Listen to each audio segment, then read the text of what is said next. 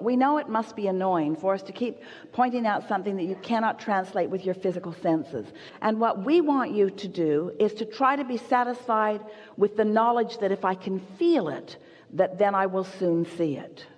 You've just got to find some way of soothing yourself, that since I can feel it, therefore it must be.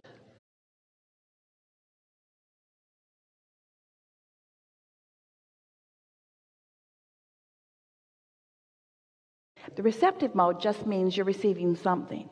So you could be in the receptive mode of what your vortex is offering up or what vulnerability offers. In other words, you're always in the receptive mode. So if you just start there by acknowledging that whatever is occurring to you, whatever thoughts are coming to you, whatever manifestations are happening, they are happening in direct relationship with whatever receptive mode you're in. An easier way of hearing it is whatever mood you're in. So that's elementary, isn't it? In other words, you understand that. You all do, don't you? You understand that. So now let's add another factor to that, and let's call that factor momentum. And let's talk about why momentum happens. Momentum happens because you give your attention to something. You give your attention to something, and then something manifests, and then you give your attention to something and something manifests, and you give your attention to something and something manifests. Whatever you've got going on is showing itself to you moment by moment by moment by moment by moment. You have no excuse to be oblivious about what your vibrational countenance is, because the things that are manifesting around you are evidence of what it is.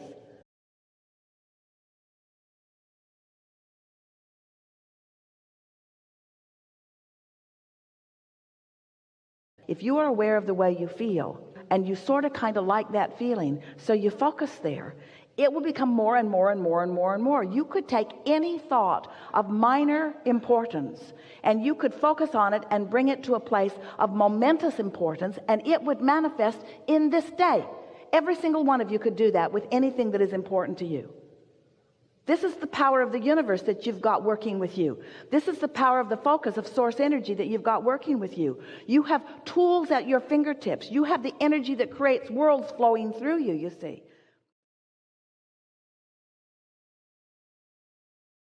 You can be or do or have anything. So we would suggest that you pick something, that is of some importance to you, and you decide that you're going to focus on it until you can show yourself in one day. You can show yourself how the momentum gathers around that subject in one day.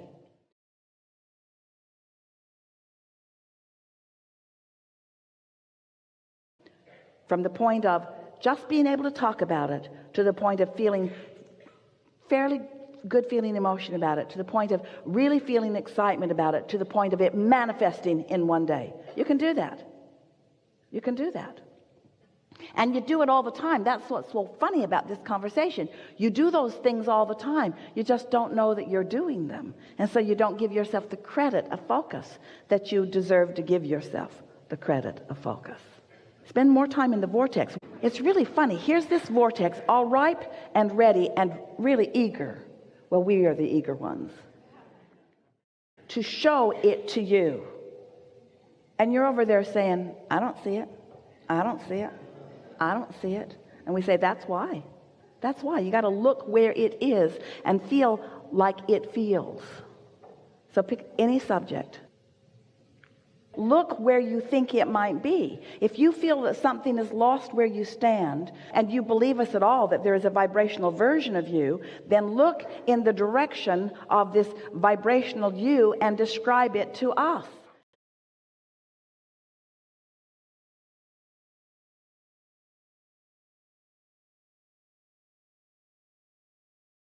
If you feel lost, what does found feel like? If you feel confused, what does clarity feel like? If you feel poor, what does richer feel like? In other words, you got to look where you think you are.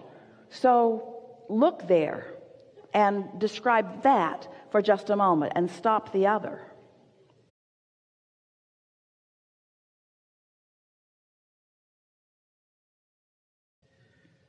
I've been doing this.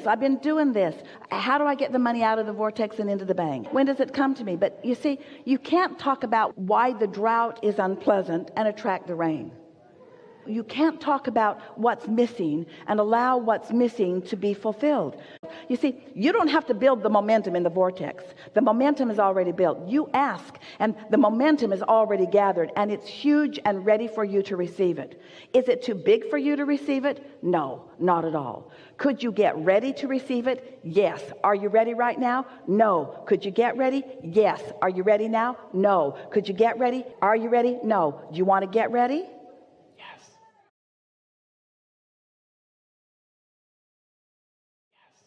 You want to get ready? So, do you believe that there is a vibrational version of things that you want? Yes. And do you think that you could find any words for them, or is it just a big, murky mess of a mist of little pieces of things that you've thrown into it? Or do you think there's anything in that that you could define and see?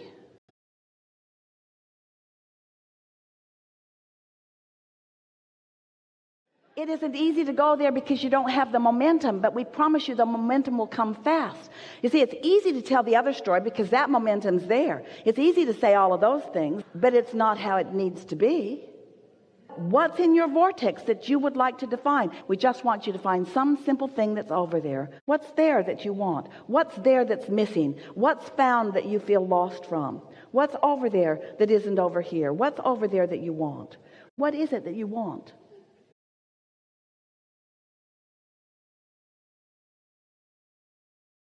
What do you want that you don't have? Pick something that you feel close to.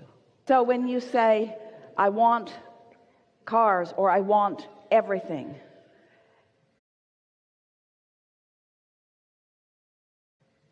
and you say, how? Just change that one question to why. Because the why will hold you in the momentum of your desire longer. The how almost every time will take you out of it. Whenever you ask yourself for an answer that you don't have, you lose your connection.